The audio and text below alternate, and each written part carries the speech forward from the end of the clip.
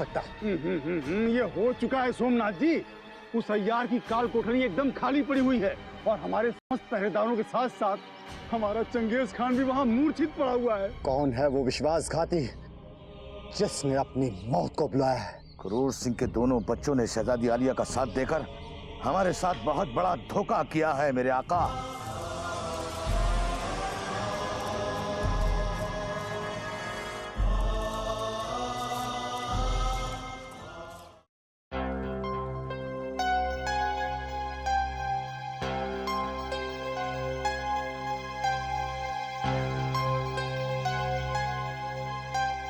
भैया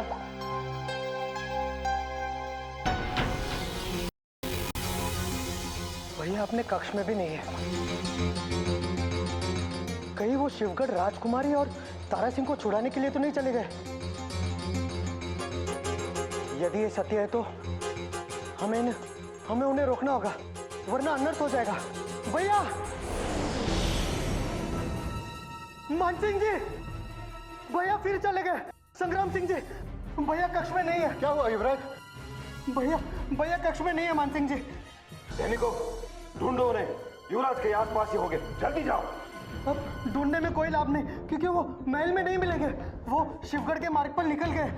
रोके संग्राम सिंह जी, उन्हें रोकिए। साथ मत छोड़िए युवराज, हम उन्हें कहीं नहीं जाने देंगे।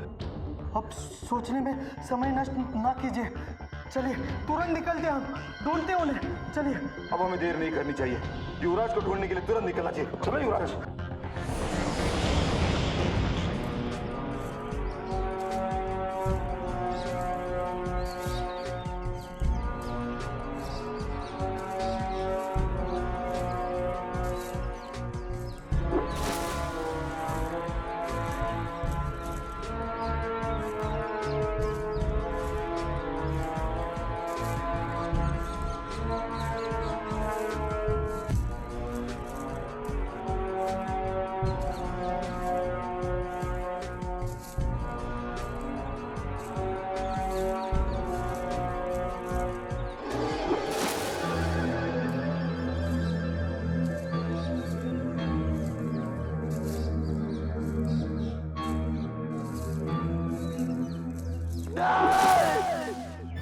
हमारे रहते हुए राजकुमारी किशोरी को कोई नहीं मार सकता। हम आपको भूले नहीं है राजकुमारी, हमारी प्रतीक्षा करना। हम शीघ्र ही शिवगढ़ पहुंच रहे हैं।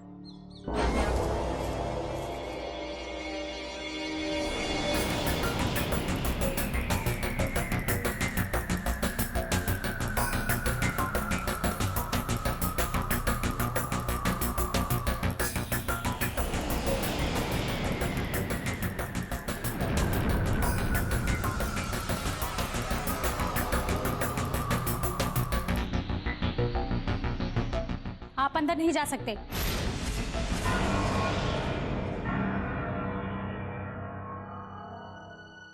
हम राजकुमारी किशोरी से मिलने आए हैं। क्या? इसमें इतनी आश्चर्य की क्या बात है?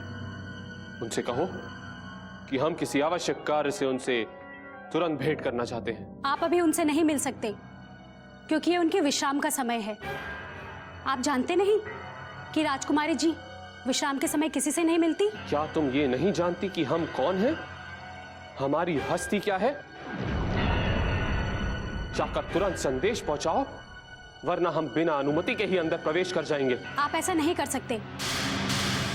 और ऐसा क्या आवश्यक कार्य है जो आप राजकुमारी जी के विश्राम में बाधा डालने चले? यहाँ महल में छाए विचित्र सन्नाटे ने हमें राजकुमारी किशोरी से मिलने पर विवश कर दिया है। यहाँ ना तो सोमनाथ दिखाई पड़ रहे हैं और ना ही भवानी सिंह। जरूर ही दाल में कुछ काला है, इसीलिए हमें राजकुमारी किशोरी से तुरंत मिलना है। जाने दो हमें। आप नहीं जा सकते। लगता है तुम्हें गजराज सिंह की शक्ति का अंदाजा नहीं है। हाँ, जाओ हमारे रास्ते से।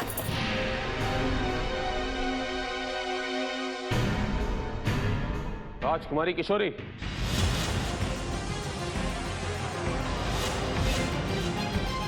बिना अनुमति के हमारे कक्ष में आने का साहस कैसे किया तुमने?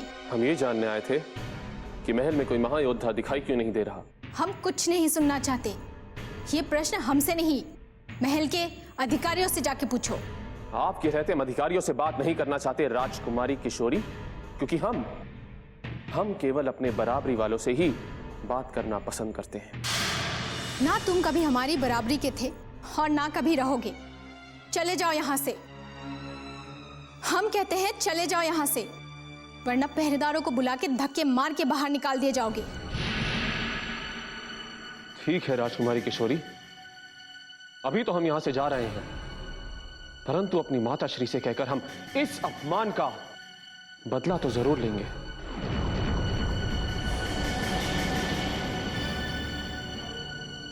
राजकुमारी जी, आप यहाँ? आप विजयगढ़ नहीं गए? क्या तारा सिंह को आपने अकेले जाने दिया? नहीं, तारा सिंह राजकुमारी किशोरी को लेकर विजयगढ़ के लिए निकल चुके हैं और मैं राजकुमारी किशोरी नहीं, खुदा बख्श हूं।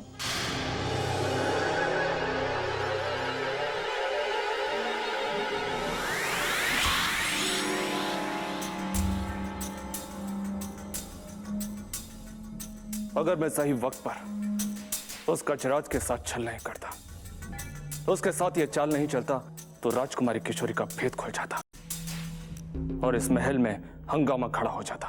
समय पर बुद्धिमानी दिखाकर आपने बहुत अच्छा कार्य किया है, परंतु आपको कैसे पता चला कि राजकुमारी किशोरी विजयगढ़ के लिए निकल चुकी हैं? पंडित जगन्नाथ जी के आदेश पर मेरी निगाहें हरदम राजकुमारी किशोरी पर टिकी थी। उन्होंने मुझे अपनी गैर हाजिरी में राजकुमारी किशोरी और उनकी खुशियों का ख्याल रखने का हुक्म दिया था, लेकिन मैं ये नहीं जानता था कि राजकुमारी किशोरी इस तरह से अचानक महल से भाग जाने का निर्णय ले लेंगे। और अब ये खबर देने के लिए मुझे तुरंत पंडित जगन्नाथ जी के पास विंध्याचल जाना होगा।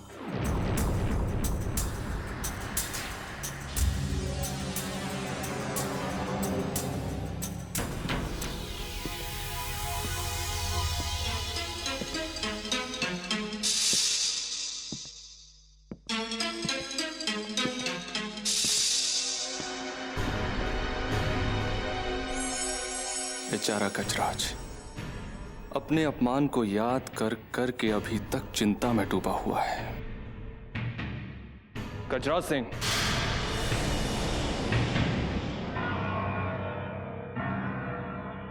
क्या बात है? आज बहुत परेशान दिखाई दे रहे हैं आप। नहीं तो भला हमें किस चीज की परेशानी हो सकती है? कुछ तो है गजराज सिंह, नहीं तो आपका ये फूल सा नाजुक चेहरा इतना मुरझाया हुआ नहीं दिखता। कहीं ऐसा तो नहीं कि महल में छाया हुआ ये अजीब सा सन्नाटा आपकी इस परेशानी की वजह है? न सोमनाथ, न भवानी सिंह और न ही चंगेज। मेरी तो समझ में नहीं आ रहा है कि ये सब के सब आखिर कहां चले गए। क्या आपको कुछ पता है? नहीं खुदा बख्श, ना हमें कुछ पता है और ना ही हम कुछ जानना चाहते हैं। नहीं बताना है तो मत बताइए, कोई बात नहीं, लेकिन जरा मुस्कुराकर बात कीजिए। यकीन मानिए, खुदा कसम, आपका यह चेहरा बिना मुस्कुराए जरा भी अच्छा नहीं दिखता। ये लीजिए, हम मुस्कुरा दिए, अब आप अपना रास्ता नापिए। जरूर, हम अपना रास्ता जरूर नापेंगे, लेकिन उससे पहले हमें केवल इतना बता दीजिए कि राजकुमारी किशोरी कहां है। भाई, हमने सारा महल छान मारा लेकिन उनका कुछ पता नहीं चला। राजकुमारी किशोरी अपने कक्ष में अकेली बैठी हुई लोरियां गा रही हैं। आपको सुनने जाना है? जी नहीं, शुक्रिया। मुझे नगमे सुनने से ज्यादा नगमे गाना पसंद है, और यदि आपकी फरमाइश हो तो मैं आपको अभी और इसी वक्त ठुमरी गाकर सुना सकता हूं। जी नहीं, भगवान के लिए हमें अकेला छोड़ दें। अरे अरे अरे अरे, आप तो बेवजह खफा हो गए गजराज सिंह। हम चलते हैं।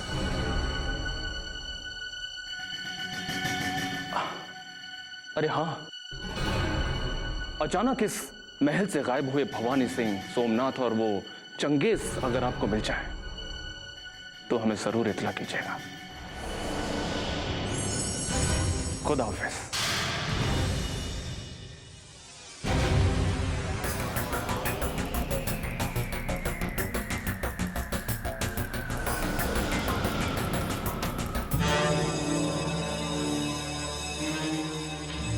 महाराज, महाराज, महाराज, महाराज। क्या हुआ पद्मनी?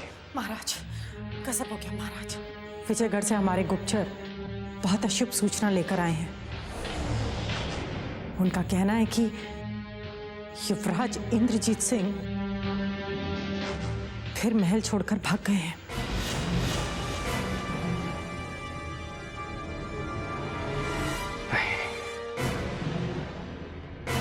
नहीं नहीं नहीं! महाराज, अपने आप को संभालिए महाराज। महाराज, क्या हुआ महाराज?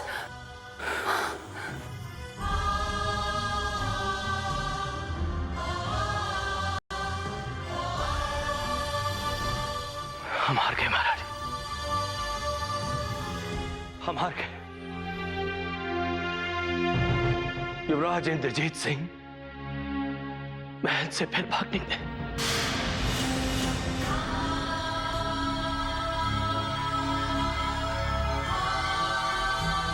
महारानी, महारानी, महारानी,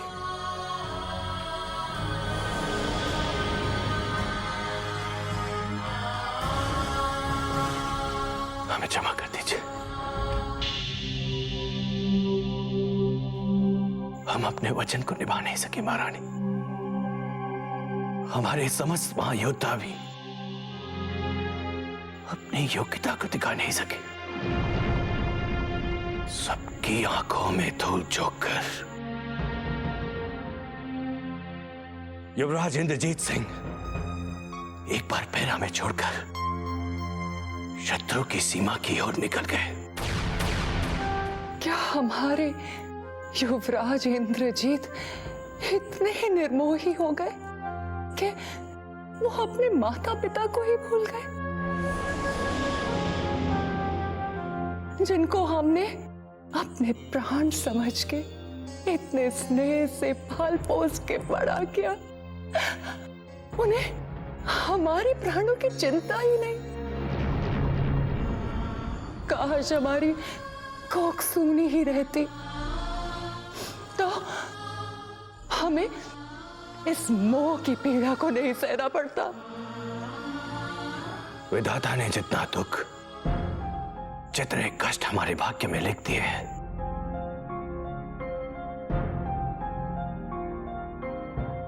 उसे तो हमें भुगतना ही पड़ेगा, वरना इतनी कड़ी सुरक्षा के पश्चात युवराज इंद्रजीत सिंह महल से भाग के निकल नहीं सकते थे। ये कैसी विडंबना है कि हम अपने युवराज को ढूंढने के लिए स्वयं जंगलों में जा भी नहीं सकते। कितने विवश हैं हम। महाराज, निराशा के बाद हमेशा एक नई आशा जन्म लेती है। सब कुछ ठीक हो जाएगा। तेज सिंह अभी विजयगढ़ नहीं पहुंच सके हैं, किंतु मान सिंह जी युवराज आनंद के साथ युवराज इंद्रजीत सिंह को खोजने के लिए बाहर निकल चुके हैं और वो किसी भी समय कोई शुभ समाचार लेकर महल में आ सकते हैं महाराज।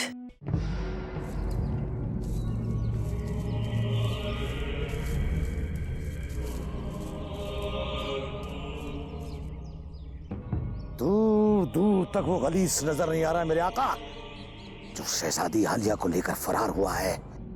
परंतु हमारी दृष्टि से वो भाग नहीं सकता।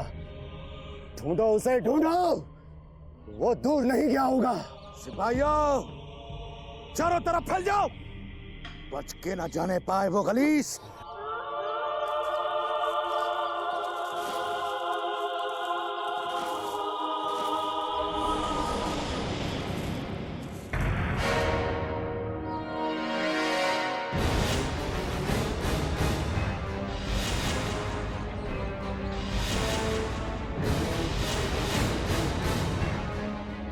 भागो तारा सिंह, ये हमारा कोई शत्रु है। कौन हो तुम? महादेव की तीसरी आंख, माधव सिंह।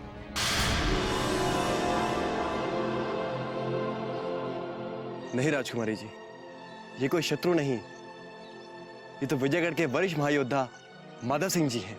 भाग्य प्रबल है हमारा जो इस पद पर तुम मिल गए तारा सिंह। हम तुम्हें खोजने शिवगढ़ की तरफ जा रहे थे। हमें संग्राम सिंह ने सूचना दी थी कि तुम्हें बंदी बना लिया है, परंतु ये कौन है? हमने पहले इन्हें कभी नहीं देखा। ये शिवगढ़ की राजकुमारी किशोरी हैं, जो अब सब कुछ त्याग कर हमारे राज्य की ओर जा रही हैं। प्रणाम राजकुमारी जी। प्रणाम। विजयगढ़ में हमने शिवगढ़ की राजकुमारी और युवराज इंद्रजीत सिंह के सच्चे प्रेम की चर्चा सुनी थी। इसमें कोई संदेह नहीं कि राजकुमारी के कारण युवराज इंद्रजीत सिंह और तुम्हें मुक्ति मिली होगी। लेकिन आप दोनों इस तरह भागे क्यों जा रहे थे? क्या शिवगढ़ के सैनिक आपका पीछा कर रहे थे? आपका अनुमान ठीक है माधव सिंह जी। यदि राजकुमारी किशोरी सहायता ना करती तो इतनी सरलता से भाग निकलना संभव था, परंतु शिवगढ़ के समस्त महायोद्धाओं को इसका पता चल गया है, इसलिए वो हर दिशा से हमें घेरने का प्रयास कर रहे हैं। उनसे बचने के लिए हम विजयगढ़ का मार्ग छोड़कर चुनारगढ़ के पथ पर आ गए और संजोग से आप हमें मिल गए। शिवगढ़ के योद्धाओं और सैनिकों से बचने के लिए और उन्हें भटकाने के लिए तुम दोनों को किसी सुरक्षित स्थान पर पहुंचाना आवश्यक है, क्योंकि शिवगढ़ के सैनिक यहां आकर कभी भी हमें घेर सकते हैं। परंतु इस उजाड़ जंगल में हमें सुरक्षित स्थान कहाँ पर मिलेगा? हम एक ऐसा स्थान जानते हैं जो संकट के समय हमारा सुरक्षा कवच बन सकता है। आओ चलो हमारे साथ।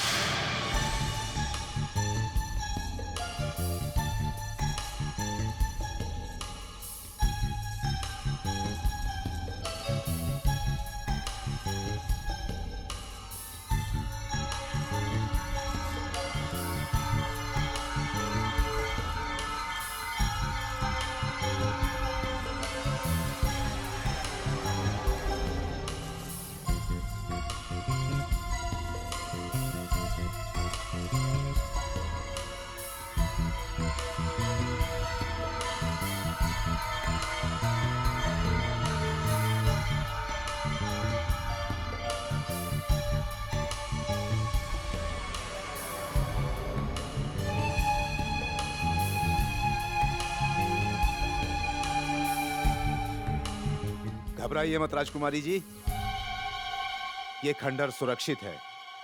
यहां पर किसी शत्रु की दृष्टि नहीं पड़ेगी। परंतु जब तक हम वापस नहीं आते तब तक आप अपने कदम बाहर मत रखना। जी माधव सिंह जी, किंतु आप कहाँ जा रहे हैं? महादेव की तीसरी आंख का नाम माधव सिंह है।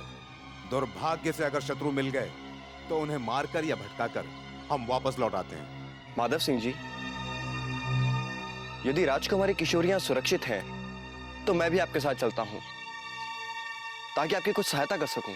नहीं तारा सिंह, राजकुमारी को हम अकेला नहीं सकते, इनका ध्यान रखना।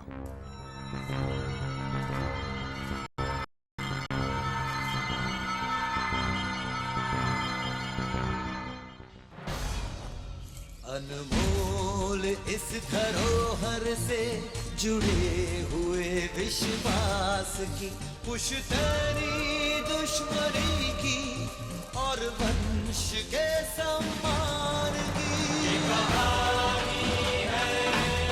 इस तरफ पड़ने वाले शत्रु को हमने मौत के घाट उतारा, परंतु अन्य शत्रु कभी भी यहाँ आ सकते। राजकुमारी जी ठीक कहते हो तारा सिंह। इसके पहले शत्रु की दृष्टि हम पर पड़े, हम पिछले द्वार से चुनारगढ़ की ओर चल पड़ते हैं।